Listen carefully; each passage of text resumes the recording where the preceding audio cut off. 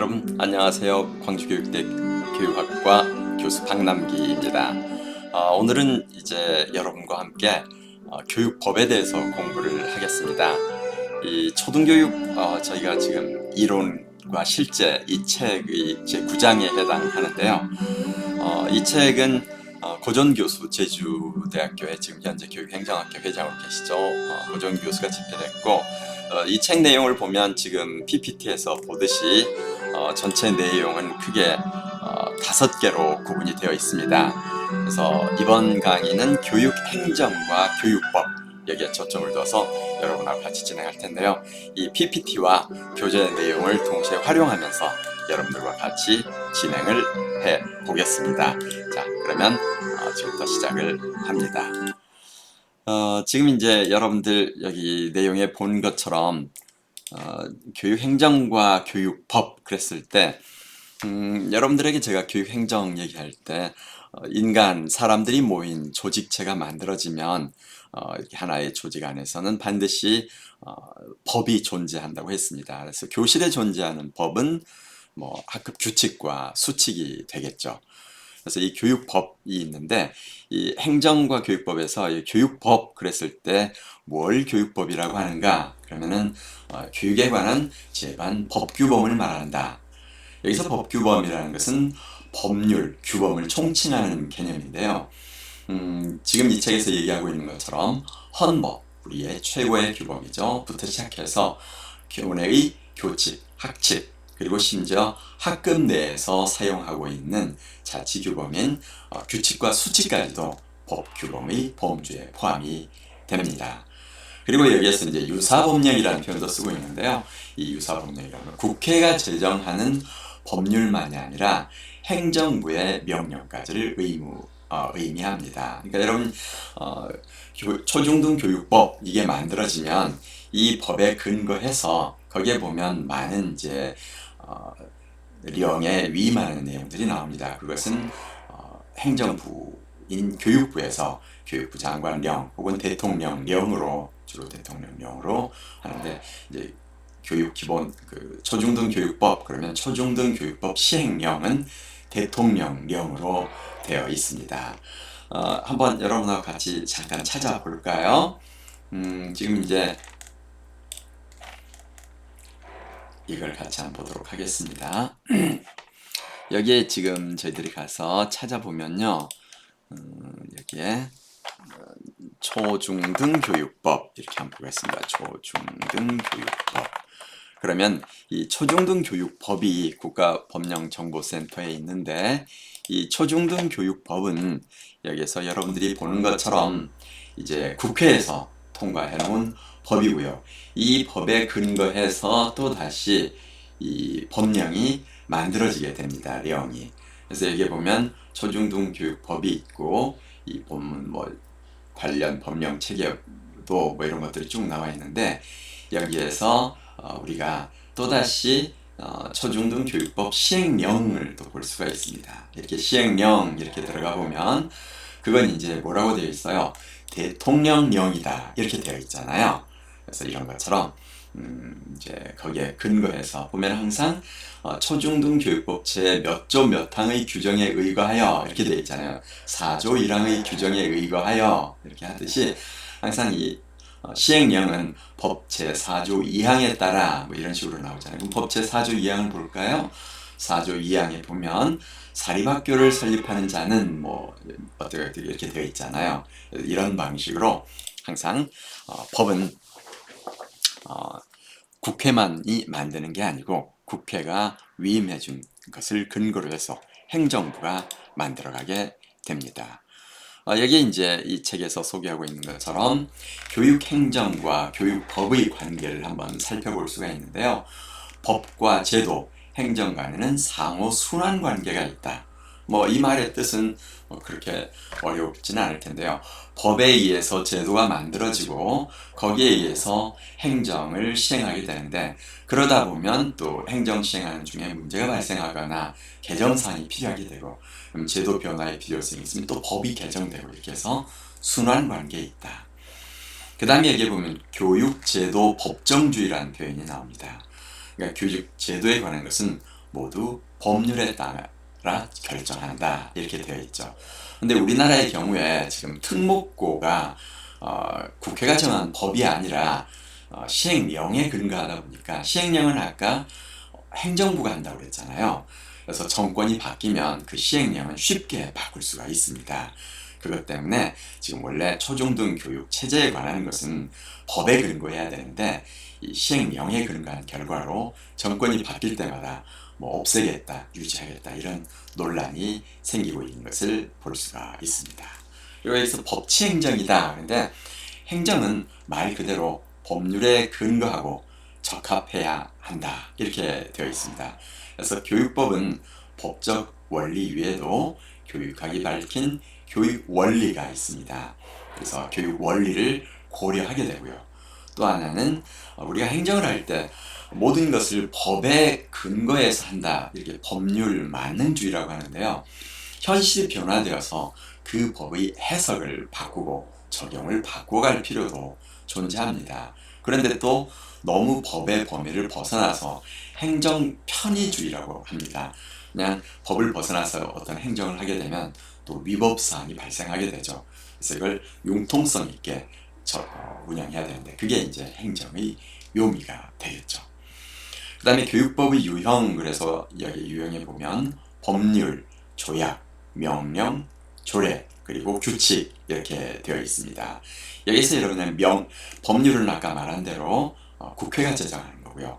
여기서 명령이라고 하는 것은 법률에 근거한 시행령, 행정명령인 대통령령 혹은 여기 행정각부령, 총리령, 교육부 장관령 이런 것들을 명령이라고 합니다. 그래서 법 밑에 그 다음에 조약이라는 게 있는데요.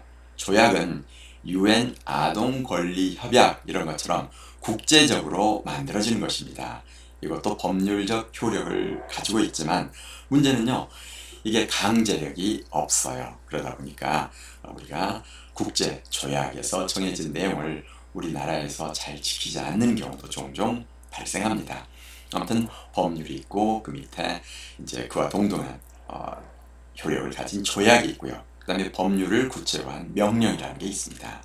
그럼 여기서 여러분 조례와 교육 규칙이 있는데 조례는 뭘까? 그러면은 아까 중앙정부에는 국회가 있죠. 지방정부에는 뭐가 있죠?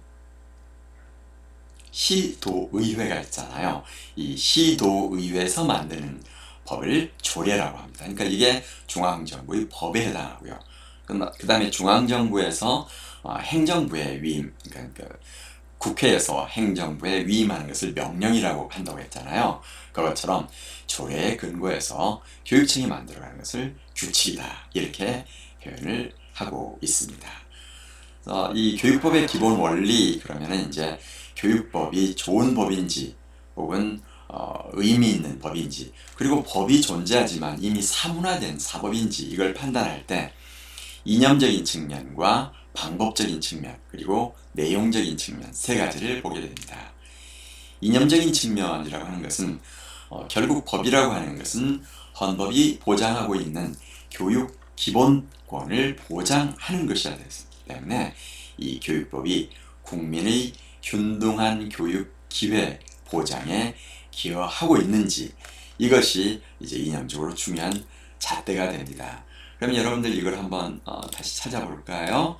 여기에 보면 헌법 제31조 이렇게 돼 있잖아요. 헌법 제31조를 같이 가보겠습니다.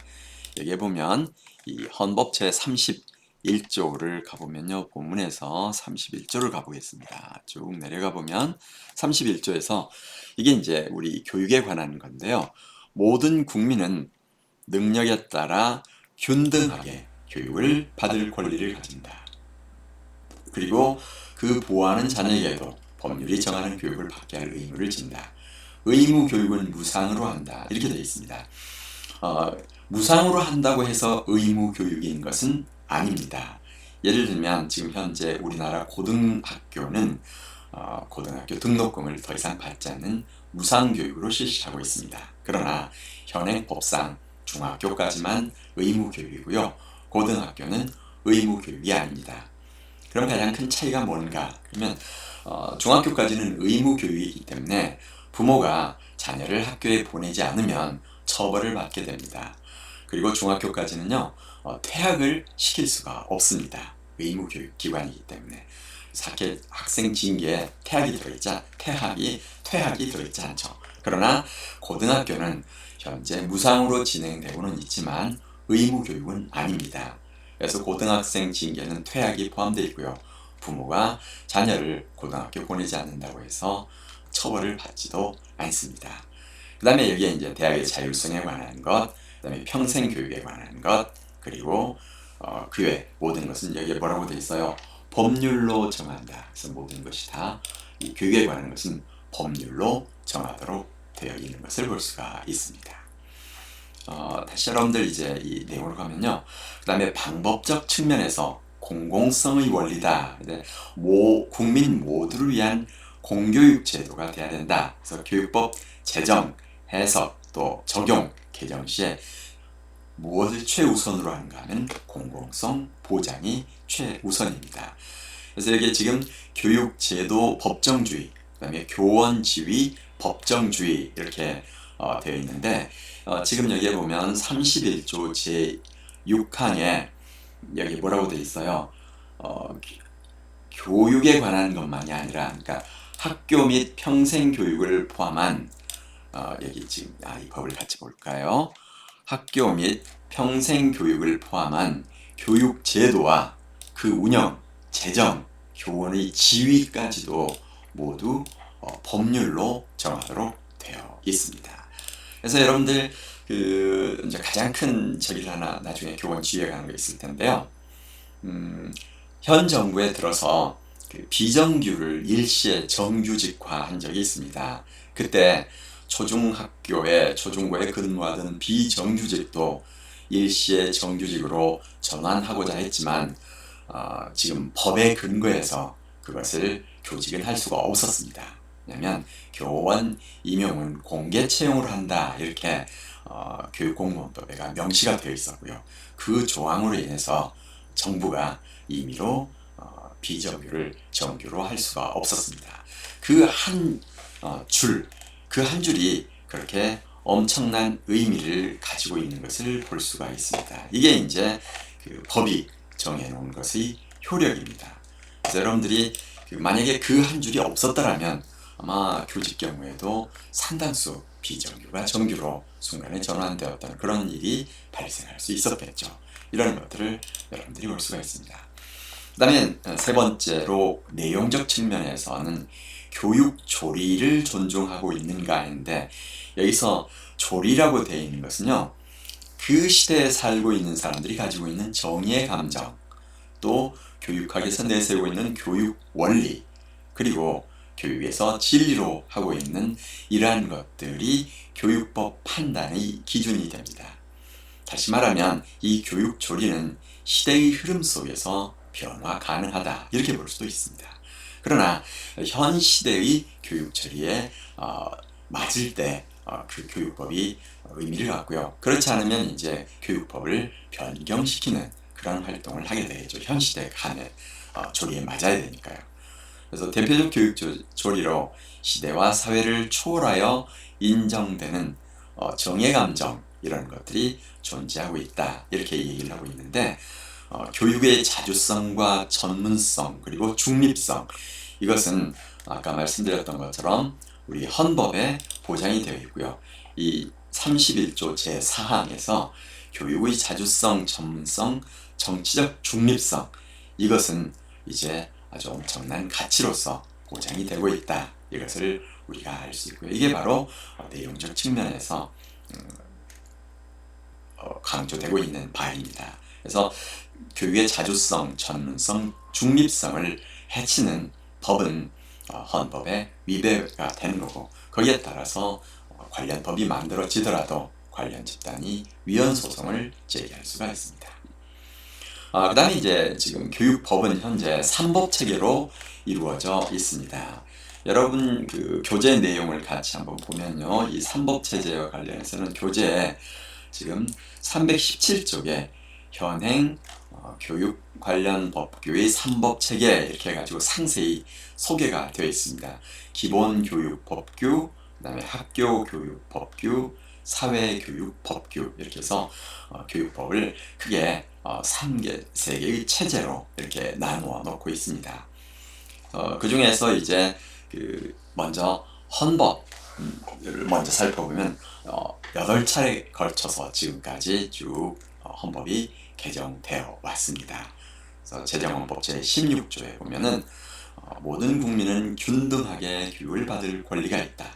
당시에는 초등교육은 의무고 무상으로 한다.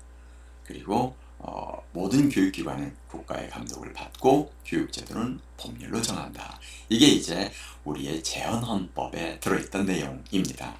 당시는 초등교육까지 했고 의무고 무상으로 한다고 돼 있었지만 그래도 과거에 국가 재정이 아주 열악했기 때문에 과거에는 기성회비 혹은 뭐 여러 가지 명칭으로 해서 학비를 보충하는 돈을 받았던 기억이 납니다. 이 교육 3법 체계는 금방 얘기한 것처럼 기본 교육법규가 있고요. 학교법규, 사회교육법규가 있습니다. 그래서 여기 기본 교육법규는 과거에는 교육법만 있었는데요. 이것을 교육기본법, 그 다음에 또 거기에서 여기에 있는 기타 여러 가지 법률들로 구분을 해 놓았습니다. 이 내용을 한번 보면요. 여러분들 지금 교재에 있는 내용을 같이 한번 보겠습니다. 글자를 좀 더 키워 볼게요. 네, 그러면 더 보기가 쉽죠. 그래서 교육기본법규에는 교육기본법, 그 다음에 관련 법규로 교육부에 관한 직제, 그 다음에 지방교육자치에 관한 것, 그리고 교육세법, 그 이외에 또 재외국민 뭐 이런 내용들이 있습니다. 그 다음에 학교교육과 사회교육으로 나뉘어져요. 이걸 이제 평생교육이라고도 일부는 주장을 하는데 이 현재 평생교육법이 따로 있다 보니까 이 전체를 포괄하는 개념으로는 우리가 사회교육이라는 표현을 쓰고 있습니다. 그래서 여기 보는 것처럼 유아교육법, 초중등교육법, 고등교육법, 사립교육, 학교법 등등 이 많은 것이 학교교육에 관한 거예요. 여기에 있는 뭐 과학교육진흥법 이런 것들도 다 마찬가지고요. 도서벽지진흥, 대학 도서관진흥 뭐 이런 것들이 다 있는데 학교체육진흥 전부 학교교육에 관한 내용들이 지금 줄을 이루고 있는 거죠. 그죠? 그리고 이제 거기에 사회교육법규라는 게 있습니다. 이 사회교육법규의 대표적인 것이 여기 있는 것처럼 평생교육법이고요. 여기 보면 학원에 관한 것도 있고 그 다음에 뭐 장애아동 복지 지원에 관한 것, 청소년 기본법. 여기서 청소년 보호법이라는 것들은 학교를 떠난 청소년에 관한 것까지도 다 포함이 되어 있습니다. 이렇게 해서 교육은 크게 이 세 가지로 법을 체계를 나누고 있다 이렇게 설명을 할 수가 있습니다. 근데 여기에서 여러분들 그 교육 현안이 있잖아요. 여기서 교육 현안이라는 것은 해결해야 될 아주 큰 문제들이 터졌을 때 그걸 위해서 특별법을 만들게 됩니다. 그래서 공교육 정상화법, 인성교육진흥법, 교원지위향상법 이런 것들이 전부 다 이 교육의 현안을 해결하기 위한 특별한 법들이다 이렇게 얘기를 할 수가 있습니다. 그리고 이제 그러한 법들은 전부 다 또 실은 대부분은 다 학교교육 법규에 해당합니다.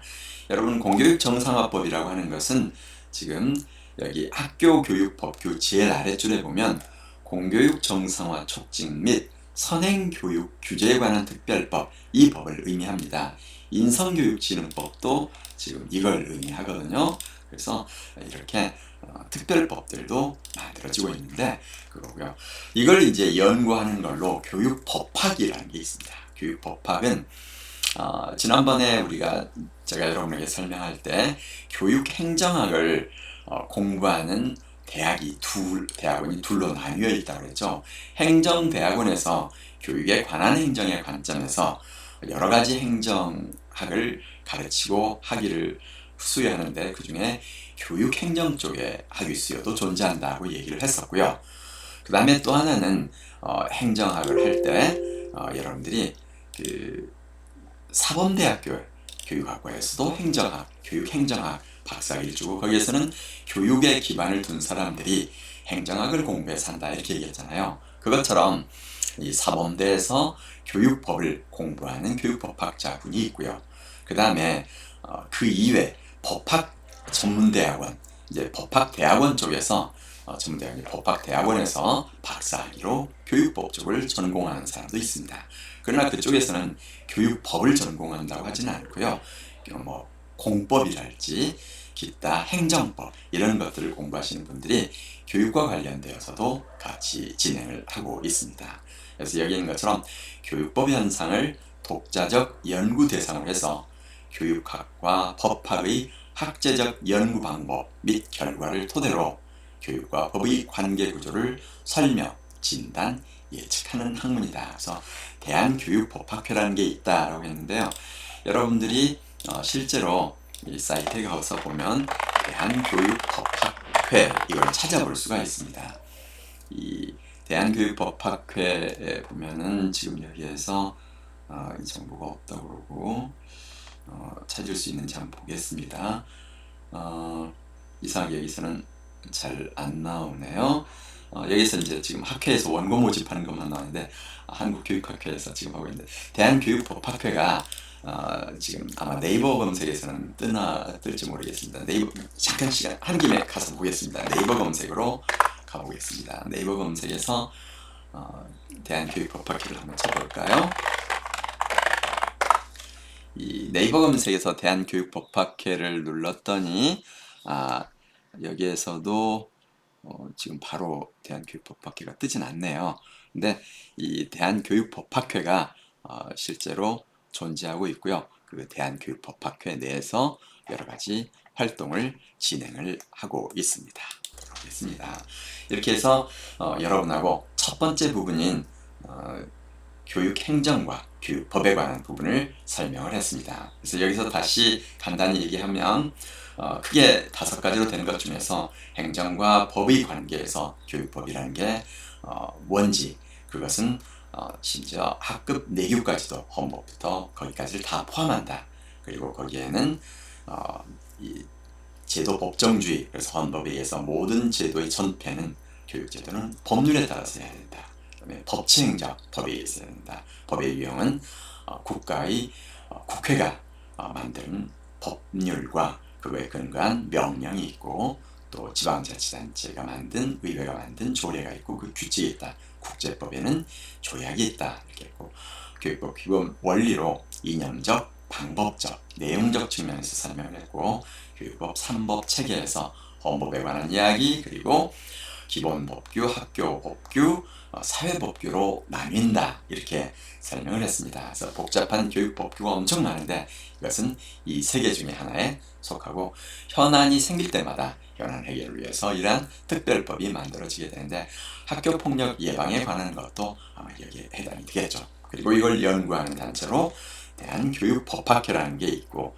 여기에서 이 교육법을 연구를 하고 있다 이렇게 설명을 했습니다. 자, 여러분들 법이라고 하는 것은요 이렇게 썩 쉬운 분야는 아닙니다. 그런데 다른 어느 분야보다도 논리적으로 전개가 되고 있기 때문에 또 그리고 여러분이 학교 현장에 가면 모든 업무는 법에 근거해서 해야 합니다. 그래서 교사들이 반드시 알아야 될 분야가 이 법이고요. 법을 더 잘 알고 있으면 다른 어떤 교사보다도 학교 행정에 있어서 크게 도움을 줄 수 있고 또 여러분도 도움을 받을 수 있을 것입니다. 자, 그럼 이어서 교육에 관련된 법을 같이 더 공부를 해 나가겠습니다. 반갑습니다. 고맙습니다.